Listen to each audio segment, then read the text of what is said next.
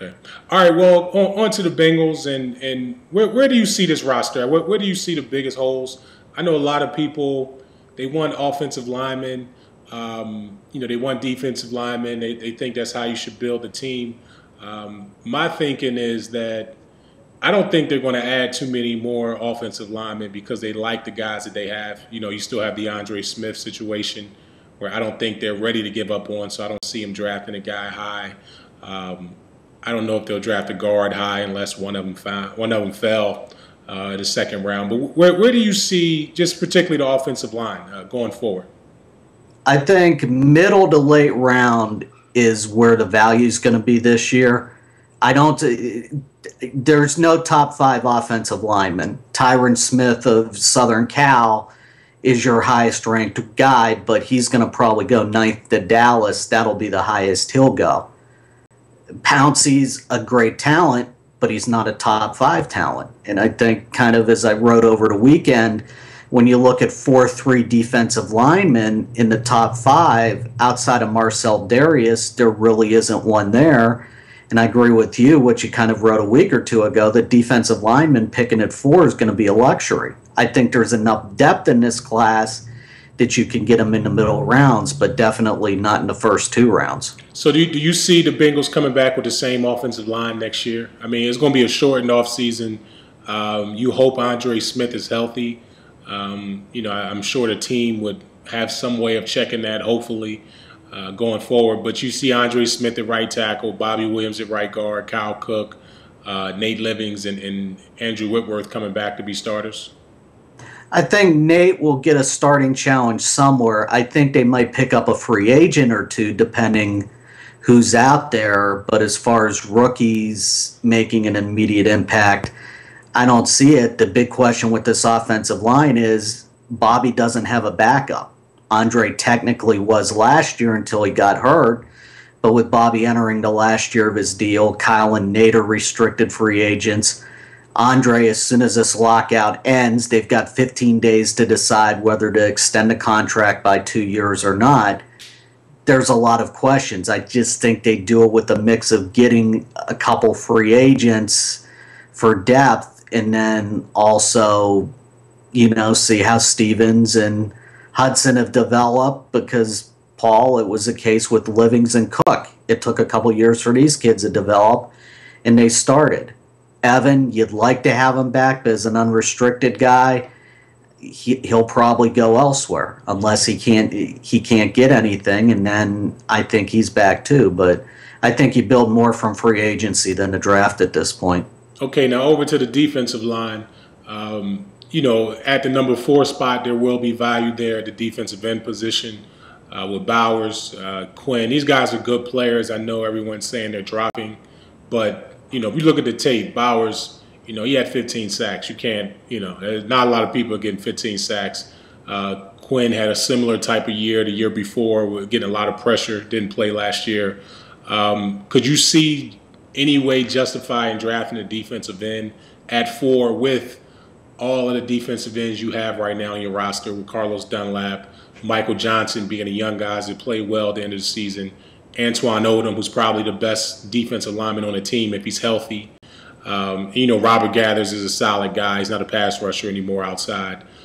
You got your Fananes and Rutgers who can play. Do you think that getting a defensive end right now is even justified? Probably not, because they're not going to be at 4. It might be a little bit of a reach. You got the injury stuff with Bowers. Quinn, and we asked this of Marvin last week, he didn't play last year, but it wasn't because of injuries. It was because of indiscretions with the agent. Has he gotten beyond that? And that's a question that in the pre-draft visits and stuff, you try to sort itself out. It's defensive line's going to be interesting, because with Michael Johnson, is he going to be the defensive end, or if Ray moves to the middle at linebacker, does he move to Sam linebacker? I think that's a question this team really has to figure out.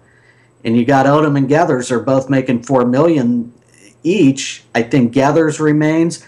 Odom is a big question right now, because you really don't know. The 3 years he's been here, that first preseason practice in '08, 15 minutes in, he's out on the cart, and it's kind of been the black cloud ever since. I think if he works his way through that, he can be productive, but that's the biggest question right now, that after 3 years, is he going to be able to work through that, or do you know what you have and you gotta cut ways? And then at defensive tackle, it's interesting too, because you got the three-way battle there with Tank, who's been injured the 2 years he's been here, Pat Sims, and Atkins had a heck of a season. You got three guys in one spot there and trying to figure out playing time too. You think Tank will be back?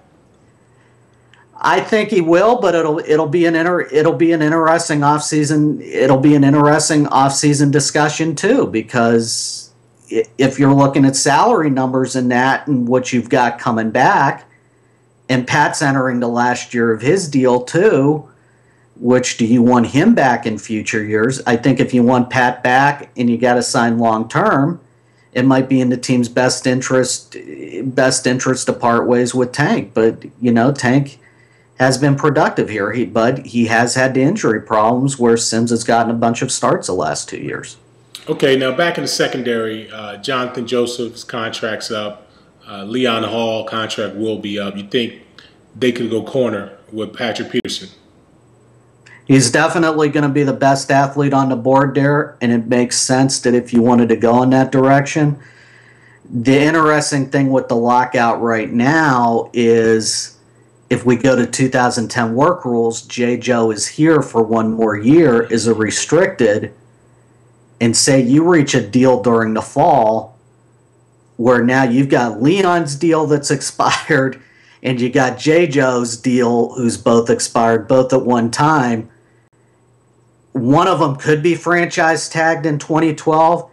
It's going to be a hell of a tag, but you'll have to tag one of them to keep them. Mm-hmm. I think you can re-sign Joe, but if it's between Joe and Hall, if you can only keep one at the moment, I'm keeping Leon on durability and production. I think Joe's been incredibly productive, but with the injuries and everything, if it's like I got to keep one, I'm keeping Leon at the moment. Is there any way that Von Miller could be the pick at number 4? I mean, to me, he's one of the better players in this draft. He showed he can play outside linebacker, 4-3 type linebacker, the Senior Bowl. Made a lot of plays in space. He can rush or passer better or just as good as anybody in this draft. That's something that they haven't had at the linebacker position. I almost think they can justify taking Von Miller before taking a defensive end at 4. Yeah, and he's going to be the biggest wild card too, because I posted in the latest mock draft today, if Denver doesn't take Von Miller, I think Buffalo will. And it'll be between Darius and Miller, who's going to take what. And then right now at 4, the Bengals, do you go Patrick Peterson or do you go with one of the 2 receivers right now, which both are running pretty much neck and neck right now as far as what you want. I think A.J. Green's a special player, but with Julio and what he brings to a West Coast offense too, that's going to be interesting. All right, now talking about the receivers, the Bengals, they don't have enough outside receivers. They have Shipley. Caldwell to me is better inside. I really like Jerome Simpson, but the team, it took a lot for them to play him, so I don't think that they'll just automatically assume that he's a number 1 type of guy, even though I think he has talent. So do you see I know there's a strong chance they can draft a receiver at 4, but do you think that Chad – what do you think about Chad first? Do you think that he's back, even with everything going on with him and Marvin in the offseason? You think that they would still bring him back? Nah, I can't really see him coming back at the moment because Chad's in the last year of his deal. Simpson and Caldwell are going to be in the last year of their deals.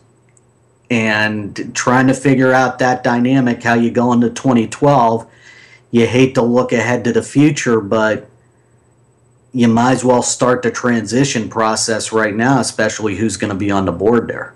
Yeah, I do. I don't, just because I think that, I think they both would be better off without each other. You know, Chad's had a great career here. I think he needs to go somewhere else to get his career going back again on the field. I think the Bengals they need to start getting younger. You know, get a true number one in there. You know, if Chad leaves, and that's the position where I don't see them really ready to go forward in the future because they just don't have any outside receivers to me. They have a bunch of guys that can move the chains, but no vertical threat, no explosive guys at the receiver position. Yeah, and I mean we look at the money, especially the last 2 to 3 years this team has spent trying to get veterans at that number 2 spot.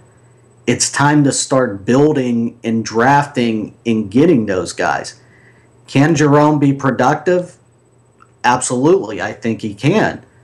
But it's almost if you draft a Green or Jones, pair him with Simpson, who will probably be the number 2, Shipley at the 3, Caldwell at the 4, and you got Jermaine Gresham there at tight end. That's a heck of a receiving core for a quarterback, whoever it's going to be, to have weapons for. And I think Jay Gruden's going to do a lot of 4 or 5 wide receiver sets to maximize that talent, which for us will be a new concept here with multiple wide receivers, empty backfields, and everything. Now, you know, finally, the quarterback position, we haven't talked about it yet. You know, everyone seems to think Carson is pretty serious about not coming back. I think he's serious. I personally think the Bengals should have considered moving him before he decided it for him. Just because of where he is in his career, the last couple of years haven't really been good, and they have a 4th pick in the draft. So what do you think they do? Do you think – I think they come off of their hard stance if they draft a quarterback early.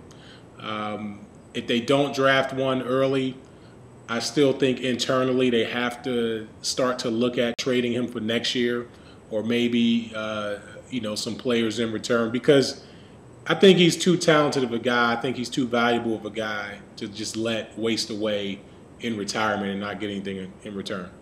Yeah, I think Marvin's going to be the ultimate wild card in this thing. I think Marvin, in the end, talks sense into Mike and says, for the good of everyone, trade him and get the value that you can.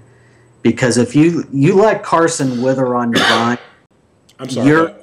if you let Carson wither on the vine, that's going to harm this franchise for years to come, especially the stand-up guy that Carson has been and tried to portray to the city and to the fan base. If you're a future free agent, are you gonna want to come in long term with an owner that plays hardball like this with a guy? If he did it to a guy like Carson, what's he going to do to you? And I think it's just good for everyone to do that and draft a quarterback in the first 2 rounds, get a bridge veteran guy. I think there's some serviceable veterans who can mentor guys and go that route, and then you got to battle for the number 3 spot as far as what you want to do. But I think right now there'll be turnover as far as the top 2 spots. Do you think they go with a quarterback in one of the first 3 rounds? Do you think they I mean, I think if Cam Newton drops to him, they take him. I'm not a bigger fan on you know, Blaine Gabbert, but I think some of the second tier guys could be options. You know, like you said, for the West Coast offense. You think they take a guy in round 2 or 3? Yeah, I think in 2, guys like Dalton, Ponder, Mallett, I think will be available. It's now in that 26 to 28 spot with the trading up and trading down. It gets interesting because once that run starts, Bengals are going to have to make a move. It's very un-Bengal-like, but with the straits that they're in, they want to get their guy. They might not be able to wait until 35 the way things go.